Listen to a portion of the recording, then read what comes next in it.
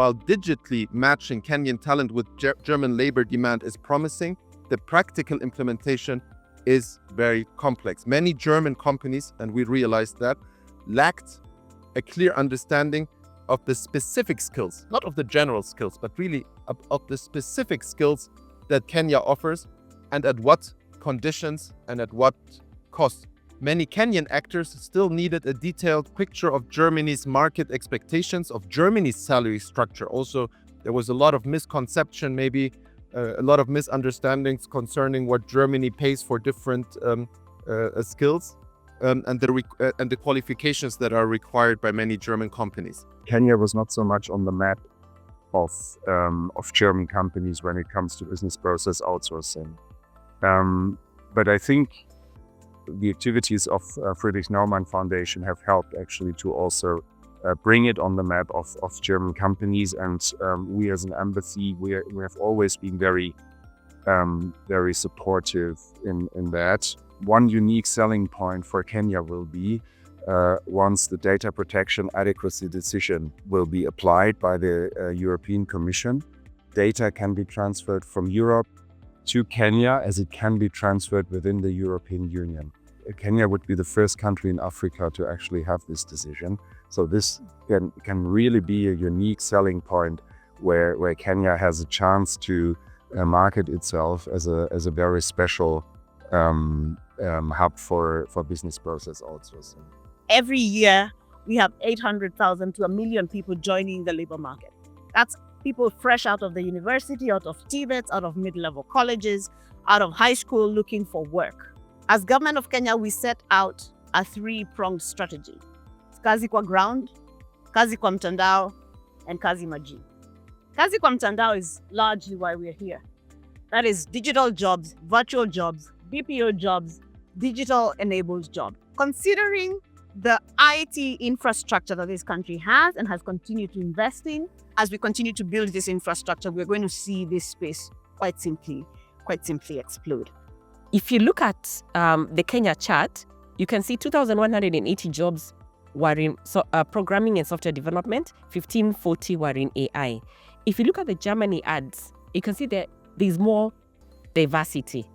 It therefore means that if we're going to be able to compete and get these jobs, we need to diversify the kind of skills to match all the others. So because Germany is advertising many more roles, our conclusion was that Germany has a broader, more mature tech market with diverse roles advertised. Kenya has a very narrow tech focus.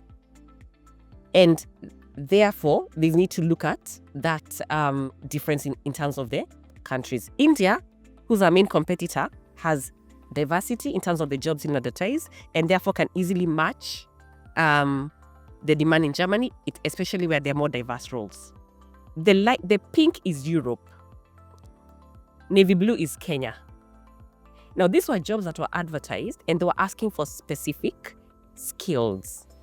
If you look at the first one, SQL, 72% of the jobs we looked at in Europe were asking for that certification. In Kenya, 21%.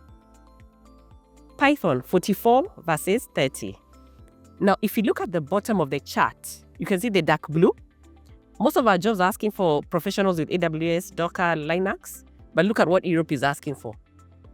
Again, data and AI, where we are very good at, a data and AI role in Europe is asking for totally different skills. You can see the bottom, JavaScript, React, and so on. So that's the thing. Same job, different skills required. Even though we are quite competitive and we have enough programmers, we seem to have a different or shortage in the specialization required in Europe. And therefore, it means that if we're going to compete for these jobs, we must begin to have the certifications or evidence of that skill that is being demanded in Europe or in Germany. And therefore, it means that we must begin to think about strategic upskilling. We have to basically target roles that pay a premium. And those jobs are in Germany. Number 2, it's important that Kenyans begin to have certifications. How do you prove that you're qualified without certifications initially? And then the other thing we need to do is begin to upskill Kenyans to move upwards from basic skills to intermediate, and then advanced.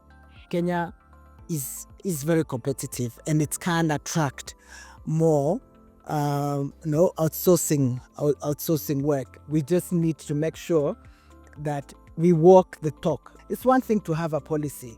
It's another thing to have MOUs, but you actually need to work at implementing them.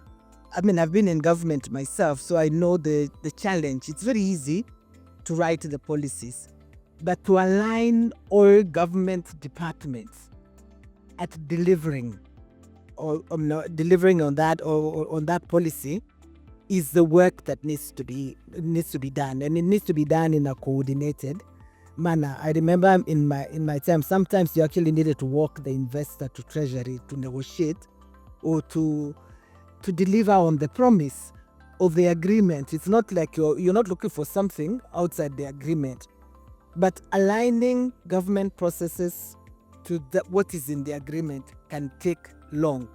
People, the operators in the field, and Mercy will tell you, there are struggles with KRA.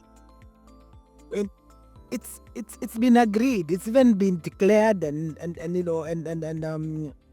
pronounced on by the president. But to align the systems to deliver is actually what sometimes makes it difficult for us to be competitive. We have consensus that we now develop the digital labor bill, that now we shall go to parliament and possibly be approved to protect the digital workers in Kenya. And also now both the employers and the workers. And this will be very critical for this space of digital work, because it will now formalize even digital contracts. It will now formalize all the aspects and actually create a legal framework for both the employers and even the employees, whether they are doing onshore or offshore. They will now be legally recognized.